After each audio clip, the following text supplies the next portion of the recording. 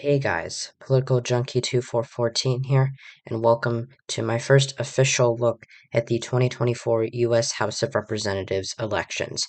Now, we're not going to be going over my personal prediction today. I am actually not sure when I'm going to publish my first official House prediction.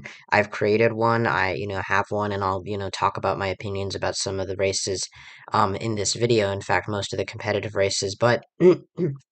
Um, House races do not, the ball does not get going or does not, get rolling with the House elections as quickly as Senate and governor's races. That's why I'm not sure if, when I'm going to, post my first prediction. I have one, it's ready, to go whenever I feel like it. But for right now, I am going to hold off on it. I'll probably post it around, sometime in the spring or summer and I'll make one maybe every couple of months, just because I feel like not a lot's going to change until election year. Once we get into election year, they'll start I'll start be making them more frequently, probably every month or two. But yeah. So what we're gonna actually be doing today is talking about the first official 2024 House ratings that have come out from the Cook Political Report, with Amy Walter. Pretty pretty famous political political website, very informative, and these ratings were posted on February 2nd, which was this past Thursday, I believe. And basically they're just talking about, let me fix that because hold on, there we go.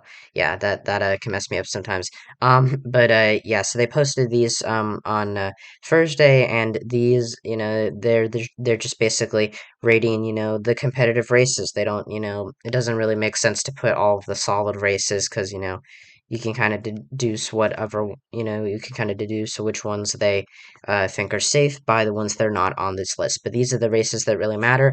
We're gonna go from, we're going to be talking about them, and on this 2022 House election map, on yapems.com, they don't have a 2024 House map, but it's, pretty much going to be the exact same map in 2024, except for a couple redistricting changes in Ohio, North Carolina, and potentially New Mexico, along with maybe a couple of other states. But this is basically the house map, that Cook has put out for 2024. And yeah, the districts that are in gray are toss-ups, and yeah, we'll just talk about them. We're gonna see, what I think about, all of these races, and kind of just give a brief overview of some of them. I'll try to make this video a little bit shorter because, there's been a lot, I've been having, some, really long videos. My Senate prediction this weekend, I noticed, was, like 40 minutes long, so I apologize for that. But we're already 3 minutes in, so, yeah, let's get into it. We're gonna go from west to east. We'll start up, in the great state of Maine. So in Maine, we have, of course, one solid Democratic district that we're not gonna talk about. The second district, though, this is a Republican district, but it's got a Democratic incumbent, Jared Golden, who is a very moderate blue dog, conservative type of Democrat. He's, been in office for about 4 years now. He defeated Bruce Poliquin in 2018, then got reelected in 2020 by 6 points, even when Trump won his district by seven. So he's a big overperformer. And, I was wrong about his district in 2022. I had it as a tilt Republican race because Poliquin was running again, and so I figured, he'd outperform by a lot, but it was still a Trump plus 6 or 7 seats. So I think it went from Trump plus seven to Trump plus six. But either way, I didn't think that he would be able to overperform by as much, in a more polarized environment. But he did, and he won by, just about the same margin he won by in a 2020. He won by 6.1%. Maine uses ranked choice voting in in federal races, and yeah, there was a second round. The first round was a little bit closer between Poliquin and Golden, but either way, Golden was able to hold on, and unless he runs for Senate, for Angus King's Senate seat, which I don't think will happen unless he retires, this district should remain blue. I don't think that it's wise to bet against Jared Golden. He finds a way to win. He's one of the few he's one of the few Democrats that represent Trump seats in the House. So yeah, so now going on to New Hampshire. We have two districts here. Both of them will be competitive, but they're not super competitive. We have Ann Custer in the second district, district, Chris Papas in the 1st district. Both of them won easily in 2022. Custer won by 12. Papas won by 8. There were very weak GOP candidates here. New Hampshire, I think, in general, is becoming a more democratic state, especially on the federal level. But I think, when you remember how weak the GOP performed in New Hampshire, aside from the governor's race, I think that, you can make an argument. I think for the first district being lean, if Matt Mowers, who was Pappas's opponent in 2020, I think if he's the GOP nominee, it's lean. Right now, I have second is likely, the first is lean, but this, I think this is a pretty solid map for New Hampshire. Um, Rhode Island, there's not much to talk about here, but there was a contested House race here in 2022. The only reason why I'm mentioning it is because, Cook does not have it as a competitive race, which I think is fair. I have it as likely D only because Alan Fung, who was, the former mayor of Cranston, he won, or he did not win, but he lost to Seth Magaziner by 4 points in 2022. It was a pretty close race. If he does run again, I think that this race will be pretty close, but if he doesn't, it's safety. I'm just going to be cautious here. I'm just being cautious and putting it as likely D. But of course, as you've seen, I'm not making those changes on this map because this is not an official prediction video. This is just me talking about it. Connecticut, not a lot to say here. Johanna Hayes had a pretty close race here in 2022 against George Logan, even though Republicans didn't really do that well in Connecticut. Bob Stefanowski got got wiped out by Ned Lamont, but it was a pretty close race. Hayes only won by 1 point. I think that this race could be close, but I don't think it's that competitive. In the second district, I had this as likely. It's actually, it's a safe district.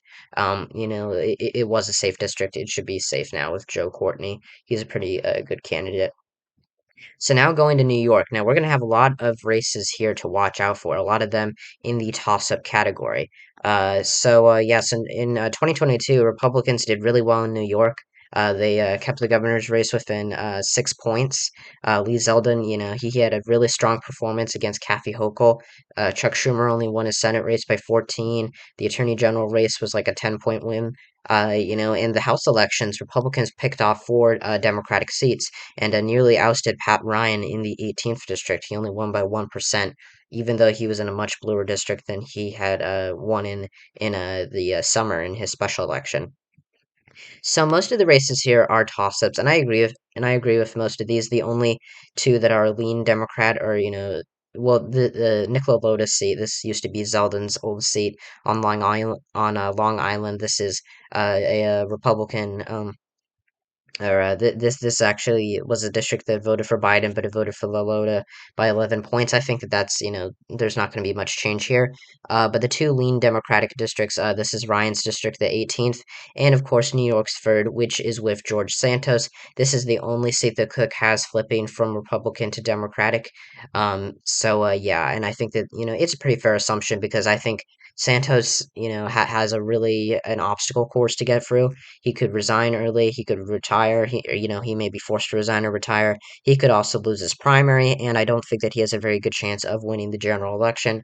Not impossible, of course. I think that, Democrats can't get complacent with Santos. We've seen the complacency leads to failure, but once again, I don't see a very, strong path for Santos. I agree that this is a lean Democratic seat. If none of this stuff came out, I think that, if Santos hadn't lied or none of this, was none of his lies were made. If it wasn't known that he had lied so much about his career, I think that he would be the favorite right now, considering how strong of a performance he had. But that's not the reality that we're living in. So yeah, that's what we've got for New York's 3rd. For the 4th district, I actually have this as lean Democratic. This one actually really shocked me. Anthony Desposito ended up winning this race by 4 points on Long Island. This is a Biden plus 14 seat, and he won it pretty comfortably.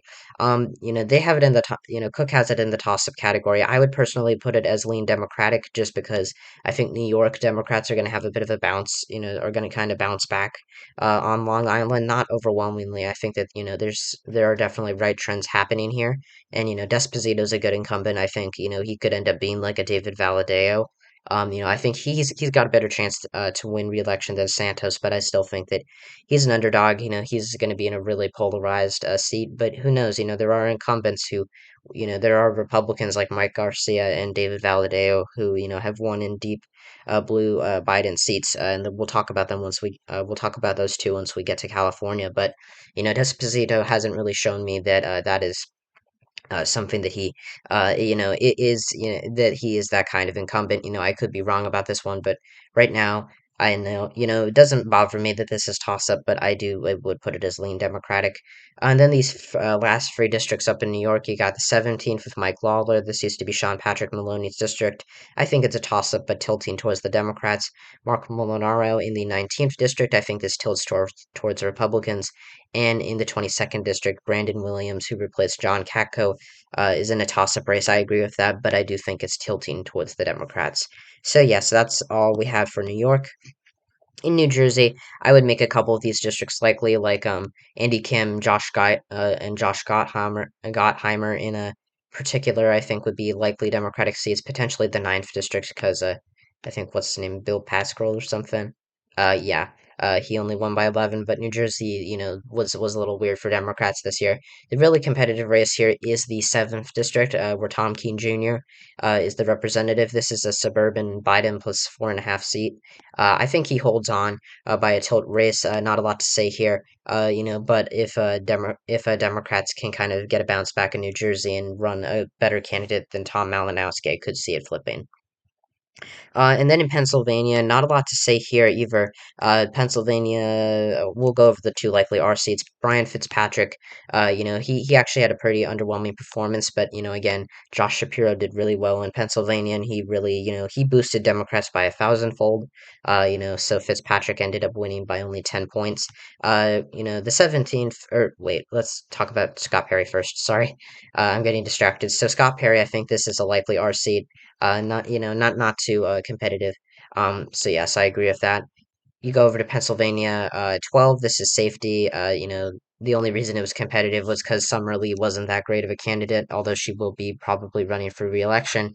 But I doubt that this Mike Doyle, the guy who coincidentally had the same last name as the former Democratic incumbent, uh, who Summerlee replaced, is going to run again. So yes, I think Pennsylvania 12 safety, and then Pennsylvania 17. This was a blowout for Chris Deluzio. I got this race right, but I didn't think Deluzio was going to win by 7 points against Jeremy Schaefer. I thought it'd be a pretty close race. So I think that he wins by a little bit less, probably around 5 points, but yeah, I think that he is the favorite right now. And then in Pennsylvania, his eighth and seventh district, Matt Cartwright was able to hold on by about 2 points, and Susan Wild shocked the world and won by 2 points against Lisa Scheller. I think both of them survive and very narrowly. Although I will make a note that I think Cartwright, isn't it? I think they're both are very vulnerable, but I think Cartwright, should be a little bit worried. About the fact that he underperformed, or he did worse in a district. He did worse than his 2020 performance in a district that was made more democratic. So I think that that's a bit of a warning sign for him. But I think he holds on narrowly, and I think Susan Wild does the same. Sorry about that. Going down into Maryland, I just put the David Trones district as likely and Andy Harris's as a likely red as well. And yeah, that's all I got to say there. I think it's just because his district was kind of competitive. He only won by 11 points. I know Dan Cox was a really bad candidate for the GOP, but this is a Trump plus 15 seat, and Harris only winning by 11 makes me think, maybe he's not as great of an incumbent, but he doesn't have a chance to lose. In Virginia, I would put the 10th as likely D, but it doesn't bother me. I think if Hung Kao runs against Jennifer Wexton, it will be likely. But this is this is a suburban left trending seat, and yeah, I don't think it's going to be too competitive. Virginia 7. This is Abigail Spanberger's seat. I would put this as lean Democratic. I think Spanberger's a really good incumbent, and she won by 5 points against Yesli Vega, which is pretty much what I expected. I think that she's definitely the favorite right now, but I don't know if I'd classify it as a likely seat. And then the second district, this is Jen Kiggins' seat. She's in a left trending seat, but It's a pretty, I think that she's a really good candidate for the suburbs. She's pretty pragmatic. Whether or not she's an actual moderate, I think is up to interpretation. Regardless, I think that she's well liked by the voters here. I think she's a Youngkin type of Republican, and I think, Virginia Beach seems to like those kinds of candidates. So I think, I agree with it being lean Republican. So now in North Carolina, I would put these two districts, Dan Bishop and Richard Hudson's districts in likely, and not Madison Cawthorn, Chuck Edwards' seat in likely red. But these four districts, you may be surprised to see them all as toss-ups here, but that's because there's likely, there's redistricting that will be happening in North Carolina, which is going to make these seats more competitive. Yeah, right now I would put Manning's as Kathy Manning's seat, the sixth district up here, as tilt Democratic because we're not exactly sure. I think this is the district that is going to be the most interesting to see how Republicans draw it. Some of the maps in 2022 that they were drawing had Manning in like a Trump had in like an R plus 17 seat, or some of them were like a pure toss up. So we'll have to see what happens here. But I think Wiley Hickle or Nickel. I don't know why I always like to say Hickle. It's Nickel. And Jeff Jackson look like they're going to get drawn out, and G.K. Butterfield is probably, or not G.K. Butterfield, Jesus Christ. Don Davis is probably going to get drawn out as well.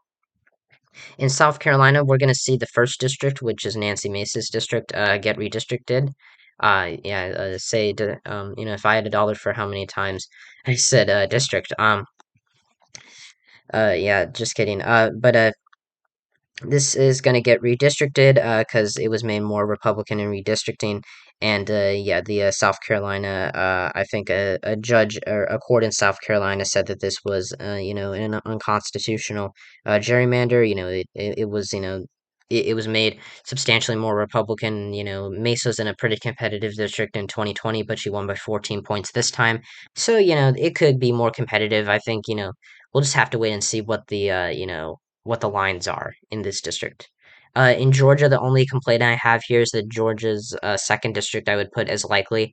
Sanford Bishop's a good incumbent, but it is a little right trending, and I think if he does retire, which is a possibility since he's been in the House for eons, not really, but I'm just you know what I mean. He's been in there for a while, but if he does retire, I think this could be a potentially a vulnerable seat for Democrats. But overall, Georgia, not many complaints there. In Florida, I pretty much agree with all this. I think Maria Salazar is going to win by a safe margin this time. I think in some areas of Florida, you will see Democrats improve off of, how they did in 2022. I think, it's going to be more, it's going to, I don't think they're going to flip any seats. Paulina Luna is going to, I think she's going to be in a bit of a close race. I think she wins by a little bit less this time. I think Kathy Castor wins by a safe margin. And I think the 23rd district won't be as close as before, but overall, not much to say in the state of Florida. I think it'll, pretty much be identical to what it used to be. Now we're gonna go into the Midwest, Ohio. I'm gonna try to speed this up because we're already like 15 minutes in, or 18 minutes in. Jesus. So in Ohio, Marcy Kaptur, won by a large margin. They have it as lean Democratic. It's a Trump plus free seat. I think that it depends on how Ohio gets redistricted, but she's a really good incumbent, and betting against her is not is not a very good thing. I know J.R. Majewski was a really bad candidate, but he may even run again and be the GOP nominee. For the Republicans' sake, hopefully he isn't. But for the Republicans' sake. I think that Copter, would probably win either way. And then in the first district, it depends on redistricting. This is probably my biggest complaint. I think that the Cincinnati seat, this is Greg Landsman's district. I think this is likely. We'll have to see how it gets redrawn, but either way, it could be competitive if Ohio Republicans redraw it, but I don't think that they're going to. I don't think they're going to make substantial changes. I think they kind of know that Cincinnati's, is kind of it's gone for Republicans. And then the 13th, this is going to be interesting. This is Amelia Sykes's district. I have it as lean Democratic, but toss up doesn't really bother me here. This is a white working class seat, and used to be Tim Ryan's district. So if Republicans put up a better candidate, they could flip it. Indiana's first district, Frank Mervin's in a lean D race, according to Cook. I agree with that. And then up in Michigan, the third district, this is Hillary Schulten's district. This used to be Peter Myers, but he got primaried out by John Gibbs, who then lost to Schulten. This is a really left trending seat. I don't think it really needs to be in the competitive category, so I would actually put this as safe. Michigan 4, this is left trending. I would put this in likely. John James's district, Michigan 10. I think this would be lean, although, he had an underwhelming performance against Carl Marlinga, who had no money. But, again, you can make the argument that that was because Michigan was just really bad for Republicans last year. Um, but yeah, I think that he would win by a lean margin. Dan Kildee could absolutely win by a likely margin, but to be cautious, I would put it as a lean Democratic seat, and same with Eliza Slotkin. And then in but the seventh district, that could get interesting if Slotkin runs for Senate, which I think is a possibility. Wisconsin, Derek Van Orden had an underwhelming performance. It could be lean, but I agree that it's likely. And then Brian Steele's district, I think, would be likely as well. Illinois, not a lot to say here either. I would just put the 14th and 6th districts in likely D, and I would put, and I agree that Eric Sorensen's in a lean D race. This district is more Democratic down ballot, although I do think that, Sorensen's not a great incumbent, and, if things get, if Trump's on the ballot, there is potential for this to flip, although, again, Esther Joy King, lost the seat, lost the old 17th district to Sherry Bustos in 2020, and Trump won that district. This district is now like Biden plus 9, so I don't think that it's going to flip. In Iowa, I would just put Ashley Hinson's seat as likely. MMM, I think, is going to be, in a likely R race. Sorry, not likely D. Jesus. And then in Iowa's third, this could get interesting, but I think Zach Nunn's a good candidate for the suburbs. I think he'll be fine. Then in Minnesota, Angie Craig, doesn't seem to really be affected that much by the legal weed party.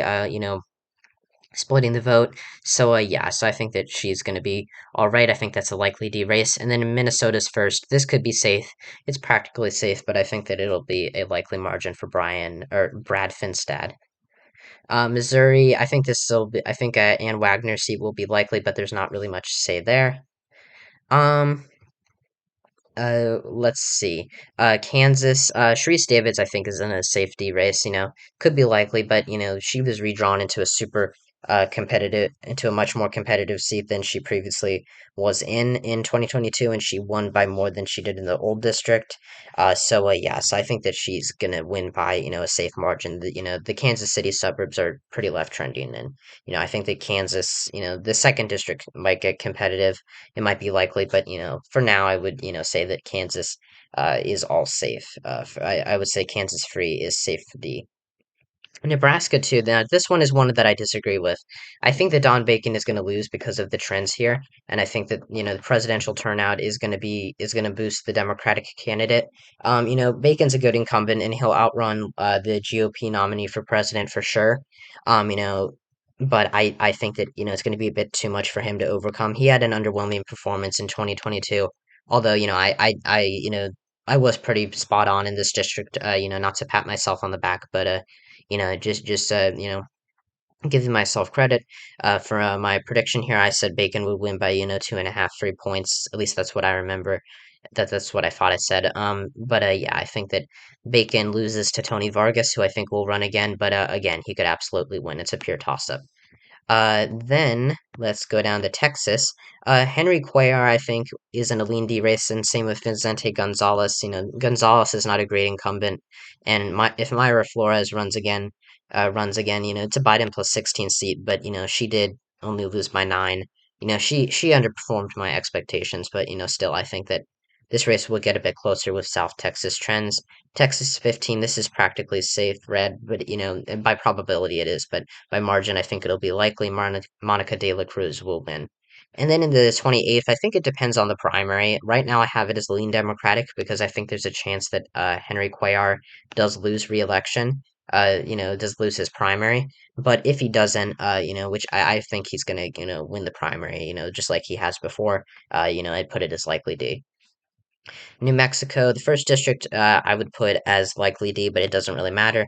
The second district I'd put as lean Democratic, but Gabe Vasquez might get drawn into a more Republican leaning district if the court case in if a court case in New Mexico, which is I think currently pending, if that is approved, if I think the court case is about or yeah, the court case I think is about redrawing the map in New Mexico because of allegations of gerrymandering. So Vasquez could potentially be an underdog against Yvette Harrell, who looks like she's going to run again. In Colorado, I would put the eighth as lean Democratic, and I actually think that Boebert's going to lose. I know that a lot of people are kind of thinking that um uh you know Bobert, or that Adam Schiff, or not Adam Schiff, sorry, Adam Frisch, being a repeat candidate is going to screw him over here. But I think that he's going to be able to hold on. I don't think Bobert's doing herself I don't think that she's really proven, that she's moderating. She's kind of stepping out of the shadows, but she's still a very polarizing figure. And Colorado, you can blame the bad performance by Bobert on Joe Day all you want, but at the end of the day, Colorado's going to continue getting bluer, and I currently have it as safety on the presidential level, so I think that Colorado is going to get bluer no matter what.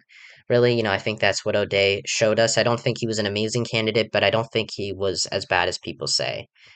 So yeah, I think that's the deal with Colorado. Montana, I would put this as lean red. If I think either way, I think if Ryan Zinke runs for Senate, that could actually hurt Republicans here because I think that would allow John Tester to get by in his Senate race, and that could boost Democrats in this race. But either way, I'd put it as lean red. In Arizona, I would put the second district as likely R. I don't think that Eli Crane will win by over 15, but it's practically safe. The first district, I would put this one. This is David Schweikert's seat. I would put it as lean Democratic. It's a very left-trending suburban seat. I think a lot of people think that Schweikert's dead on arrival. I don't think he is per se, but I don't think he's the favorite. He should have won by more, especially with Arizona being more Republican down ballot. And then in the sixth district, this one's going to be really close, but I would say Siscomani holds on. I would put in Nevada, I would put Horsford and Titus in lean Democratic races, but again, doesn't really bother me. Neither does the lean Democratic rating for Susie Lee. Now we'll run through California. The ninth district, I think, will be likely. I'm not exactly sure why they listed as safe, but either way, it doesn't really bother me. Josh Harder will win. Same with the 21st. I think Jim Costa will not do quite as, will not win by a safe margin. He really underperformed last time, but either way, don't think he's going to be in too much trouble.